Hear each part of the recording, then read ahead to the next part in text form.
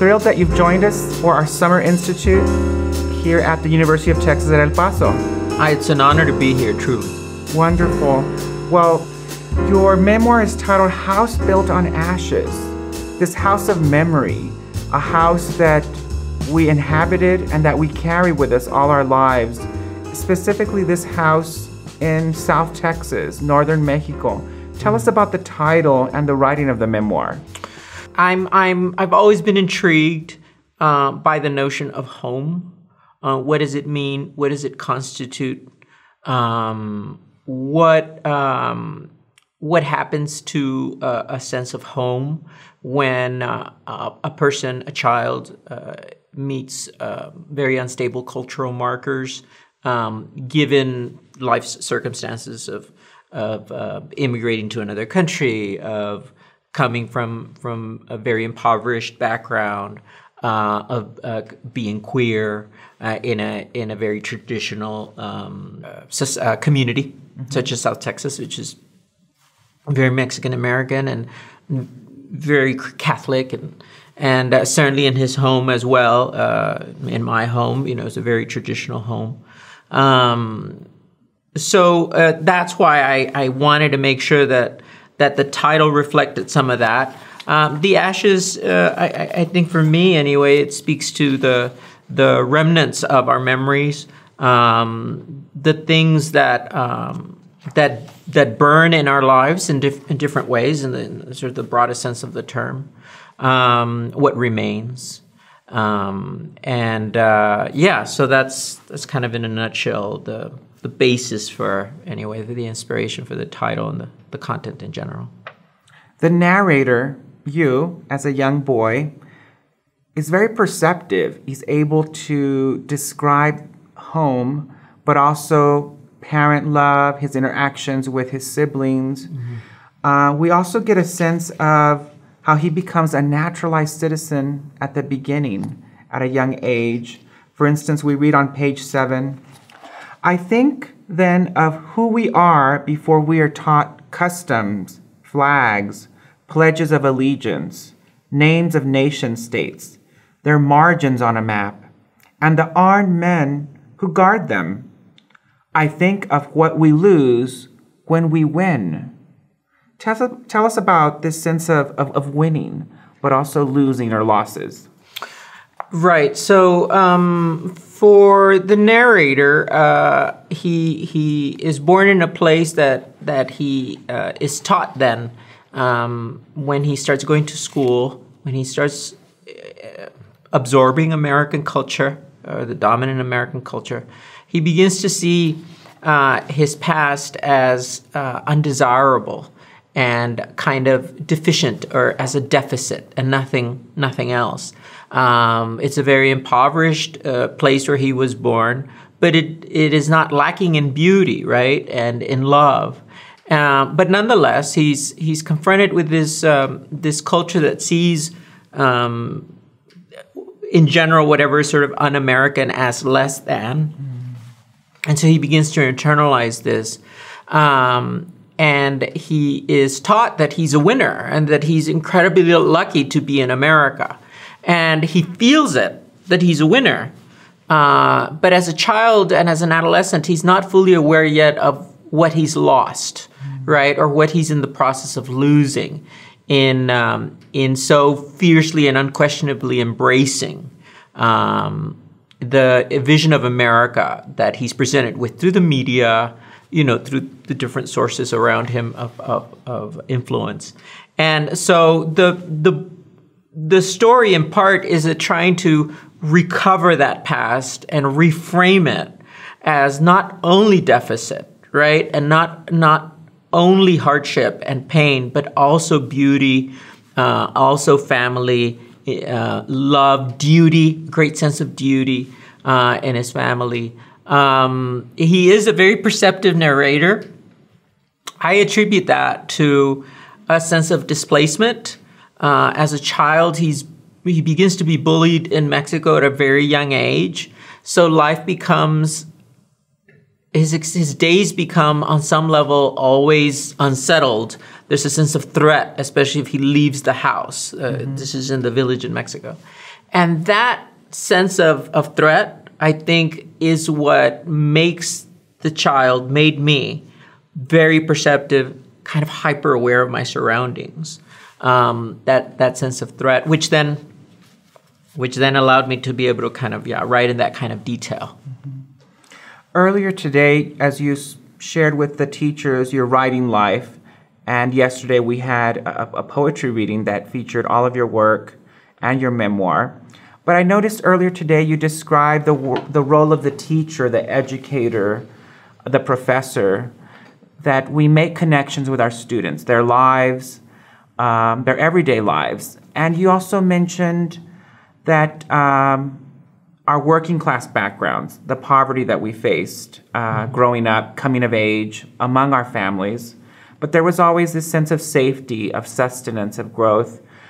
Could you speak more about that? That sometimes, well, we who are first generation, sometimes our peers or sometimes ourselves are not fully present to make connections with our students.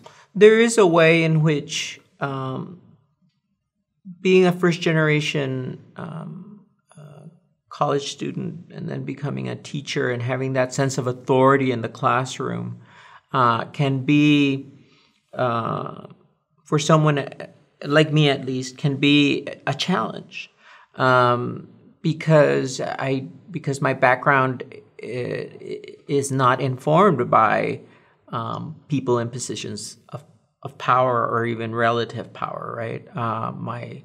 My parents had very, very little education, very, very low on the socioeconomic scale, and so that this sense of inadequacy or the challenges of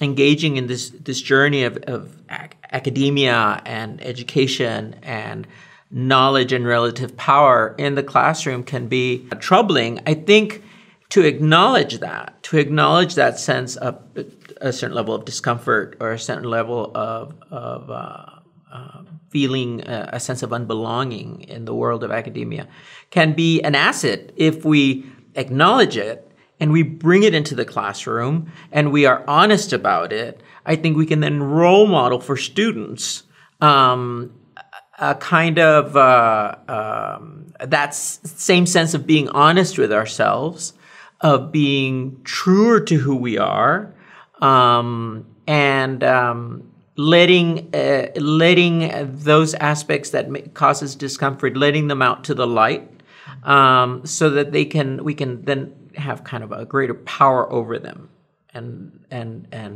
create a stronger path towards success. Because a lot of my students are actually also first generation. Yeah. So it's an entirely new world. I hear it from them. The parents aren't sure. They don't know what it is to be a college student. So it's not easy going at it alone. I can't imagine what it would be like to come home and to sit with my parents, for example, as a high school graduate, and have my parents help me fill out the financial aid application. Right? Like that was not possible. They didn't know the language. They didn't, So anyway. Yeah. You also spoke earlier, though, about the intelligences, the strengths, the assets that your parents possessed. Mm-hmm. Although not a high school degree or diploma or a university degree, but their intelligence was varied and essential for your growing up, coming of age, from raising a family, emotional intelligence. Can you speak a little bit about that? Sure. Well, I embraced books from a very young age, and I was always kind of naturally kind of gifted in that area, I suppose. At school, I was just good at school. And I was taught, in essence, what I absorbed through my teachers and through the American culture is that the kind of the privilege of academic education. And so then the kind of disregard for other types of intelligences or other types of education outside the classroom, to the point of kind of not even existing. And that presented a problem because in my own home, I had my two parents were not part in any way of this kind of book learning academic education. They did not have that background at all. So as an adult, I had to kind of recalibrate my sense of what intelligence meant, what education meant. And I began to understand and appreciate the knowledges that my parents brought to the table that allowed them to endure and survive incredible hardship. The knowledge of my father in knowledge of the land, because he was a farmer, my mother's emotional IQ, my mother's endurance, that kind of strength that is required to persevere in the face of great odds. And once I began to see that there were these other kinds of intelligences and these other kinds of values outside the classroom, my life felt much more enriched. And I want to also hopefully impart that to my students, because there's also a sense of that. I get that from my students. So hopefully I can do that, and we can love our home lives more. One of the teachers joining us shared with us, or invited you to share a vignette. Your memoir consists of these interconnected stories, kind of micro memoir, but they're all interconnected. They tell the full story, give us the full picture as we move from 1974 on, and the book comes to your high school years. Right. But there's a vignette that really, the past 24 hours, reminded me of my childhood and something that I hadn't shared about flying Texas water bugs in my household. I remember before, one of my purposes in getting a job as an adolescent was to fight the Texas bugs, but they were cockroaches in our home. And I needed a job to get rid of them. There were some struggles in my household. But here you've paired two words in your memoir, cockroaches and diplomas. Right. May we invite you to share some of it with us? Sure, yeah. If you, I'd be happy to. It's quite a vivid passage and tells us a lot about authority, a sense of self, and really coming home again. Shall I read it all? Yes. Yeah? Okay. Cockroaches and diplomas. A woman from the front office who looks like she's in charge calls Ama in for a meeting. Ama walks to school with me, umbrella in her hand to keep the sun from her face. Ama keeps stealing glances at her dress that she hasn't worn in a long time. She always wears dresses, but hardly ever this one with little faded yellow flowers. I think she's looking for cockroaches that might have died and gotten stuck to the skirt of the dress when it was folded up. Cockroaches do stick, but they're as big as a thumb. No way she would miss them. Still, she keeps looking. The chairs in the office are soft like a mattress, cushioned like the chairs of Tia Lydia's dining room set. The walls are heavy with framed certificates and diplomas, so white, straight, and clean. In the corner is a bookshelf, but there are no books in it, only photographs of the woman with other people, sometimes with kids. I guess it's her family. So much space for the things she likes, a cubbyhole for everything. Nothing is cramped or crumpled up to fit. The woman with a dress that looks like a suit sits behind her big desk and speaks a soft and slow Spanish. Your son has qualified for the school program for gifted students. It is beautiful Spanish, like the one spoken in telenovelas. Ama nods her head. She is sitting at the edge of the chair, her back impossibly straight, her hands still as doilies on her lap. And Ama keeps rolling her lips, like my sisters do when they apply lipstick. But Ama doesn't use lipstick. She does her lips that way because she's nervous. She does it when strangers come by the house like Jehovah's Witnesses or salespeople. I don't think Ama likes strangers. And for the long speech, after the long speech by the woman in charge, Ama speaks. Well, that's wonderful news that this child has been chosen. She's using her best Spanish. The woman congratulates Ama on my admission to this program, which means I get to go to a new school. A few weeks ago, I had to take a test in the school library with a bunch of other students, a very long test that was all about picking out the missing shape from a lineup of patterns. I guess I won. I feel like doing cartwheels all the way home. On the way back, Ama smiles at me, says I've done well, that I should keep it up so I won't end up like her, a burro who only went up to 6th grade, or like my father who only went up to 3rd.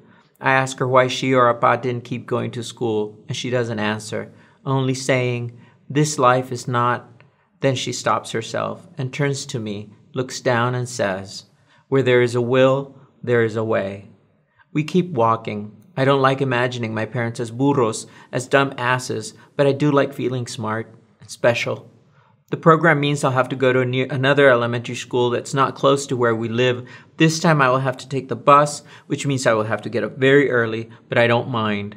I don't mind as long as I get to leave this school and everyone in it, leave this school for another one where I haven't been called a name, where I can be special and learn special things, and go to that tree in every school, the one out back that no one goes to, and sit under it to think of all those special things I know and will know, because I will learn so much that I'll become gifted, become a gift, like a book with great heavy words that I will want to read. Thank you so much, Dr. Rodriguez. Thank you.